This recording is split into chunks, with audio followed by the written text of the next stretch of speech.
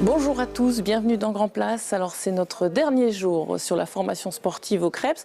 On a vu ça toute la semaine. Aujourd'hui on va s'intéresser à la formation scolaire de ces sportifs. On est au Collège Voltaire et on va rencontrer des élèves de 3e qui sont au cours de maths. Ici on va discuter avec eux et avec leurs professeurs référents.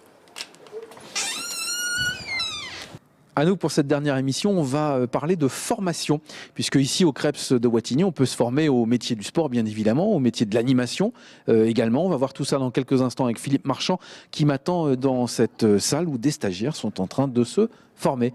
À tout à l'heure.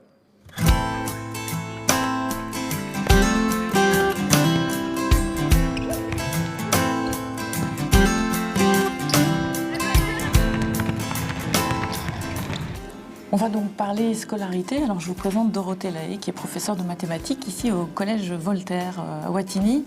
Alors Dorothée, vous avez un rôle très particulier avec les sportifs du collège, enfin ceux qui sont dans cette filière sportive. Vous les aidez, vous êtes référente. Ça veut dire quoi ? Ça veut dire qu'on met en place un dispositif spécifique pour les accompagner, donc en l'occurrence sur le plan scolaire, puisqu'il faut mener le double projet. Donc sur le plan scolaire, moi je les aide à récupérer leurs cours lorsqu'ils sont en compétition ou en stage.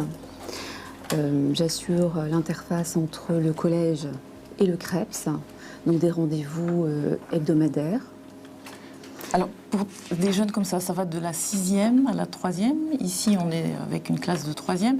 Quelles sont les difficultés que ces élèves-là peuvent rencontrer quand ils ont des entraînements Est-ce qu'ils ont la maturité pour à chaque fois faire leurs cours et entraîner ? Alors, la tension est vraiment très forte en début d'année. D'abord parce qu'on accueille depuis 2 ans des élèves de 6e. Donc, pour la première fois, ils sont en internat, ils vivent la collectivité. Donc, d'une façon générale, on apporte une attention toute particulière de façon à ce qu'ils ne soient pas trop perdus, trop isolés. Il y a l'éloignement familial pour certains.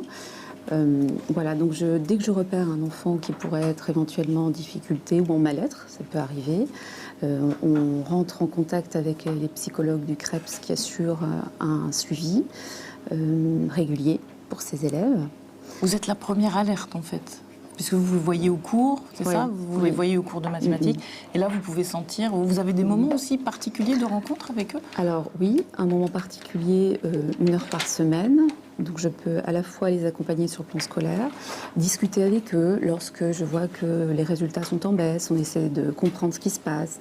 Est-ce que ça peut correspondre simplement à un état de fatigue, parce qu'ils sont parfois fatigués les veilles de vacances, un passage à vide, ça peut être un échec sur le plan sportif, un tournoi qu'on a raté ou une entrée dans un club.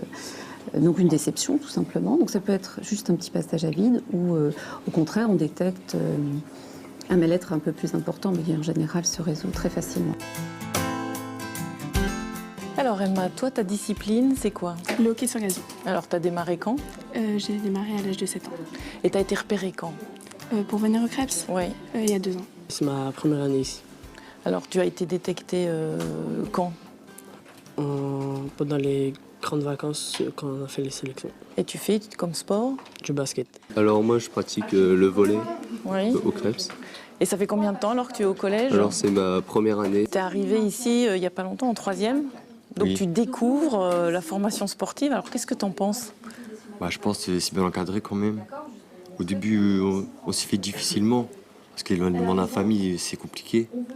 Mais à force on est entre copains, on apprend à se découvrir et c'est bien après quand on y repense. J'ai pas non plus le cœur gros à être très triste, mais c'est vrai que j'ai un petit manque. Ouais. Il faut le gérer ça en Oui. fait. Mais tu es content d'être ici, de Oui, faire oui, du oui. sport, c'est Oui, ça ? oui, clairement, Ton c'est ma em- passion donc. Pour moi, le plus dur, c'est vraiment combiner le sport, les études. C'est fatigant, en fait. Et maintenant, tu as réussi à avoir ton Ouais, là, rythme, ouais. là, c'est bon ? Des fois, t'en as marre quand tu as fait le sport, tu es un peu fatigué, il faut Oui. refaire les devoirs derrière. Ou... Oui. Ouais, t'en À as- un certain moment, oui. Et alors, qu'est-ce qu'on fait dans ce cas-là ? Là, on dit que il y a des moments comme ça et ça va passer. Ouais. Et on continue notre parcours. J'imagine qu'il faut s'organiser, parce que vous avez beaucoup d'entraînement, il y a des cours. Comment tu gères ça ? Je me casse pas la tête. Ah bon ? Ça veut dire Je pense pas trop en fait. Je fais mes devoirs. Enfin, je sais pas comment expliquer. Mais- T'arrives à gérer. Ouais, j'arrive à gérer. Il n'y a pas de stress en disant j'ai pas fait ça pour Non. les cours, non. Quand j'arrive pas, je demande à un copain de m'aider. Au CREPS, c'est pas mal encadré parce qu'on a 1 heure d'études tous les soirs d'accompagnement. Donc c'est assez facile de gérer le temps. Ton envie, c'est quoi? Forcément progresser, mon vice équipe nationale. Vous l'avez pas encore vu, mais je vais vous montrer parce qu'il est très grand. Lève-toi, Alexandre, qu'on voit. Voilà.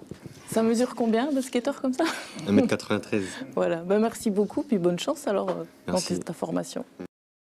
Eh bien, nous, qu'on va terminer cette émission en parlant de formation avec Philippe Marchand. Bonjour Philippe. Bonjour. Vous pouvez nous planter un petit peu le décor, il se passe quoi là? Alors ici, nous sommes dans une formation BPGEPS APT, le Alors, il va falloir traduire, brevet professionnel jeunesse, éducation populaire et sportive, Ouais. et sur une option qui est activité physique pour tous, C'est une formation qui va permettre de devenir quoi?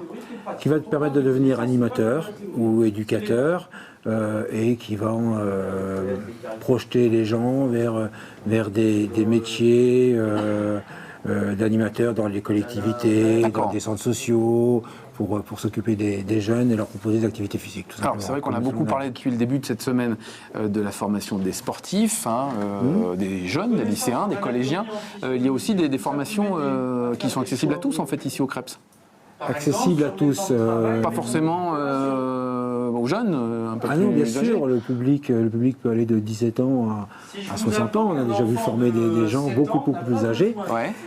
Mais bon, On forme à quoi en fait? Parce que là vous venez de dire. animateur, éducateur, Ouais. entraîneur. Alors, c'est Entraîneur. vrai que dès l'instant où on part sur les formations d'entraîneur, on a des profils un peu plus âgés. D'accord. Mais pour les formateurs d'animateurs, c'est souvent autour de 22-23 ans la moyenne d'âge. D'accord. Voilà. Les métiers qui sont possibles à la sortie, quels sont les autres métiers possibles avec toutes ces formations que vous proposez ici au CREPS? Alors plus spécifiquement, maître nageur sauveteur par exemple, les métiers de la forme, coach sportif, donc éducateur, entraîneur de toutes certaines disciplines, athlétisme, badminton, volleyball, etc.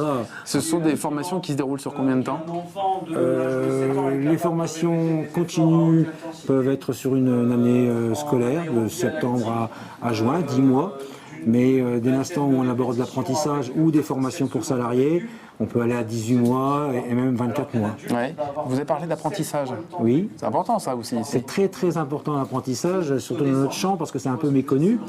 Et donc nous essayons de répondre aux priorités de l'État et du gouvernement, Ouais. c'est-à-dire le doublement du nombre d'apprentis d'ici 2017.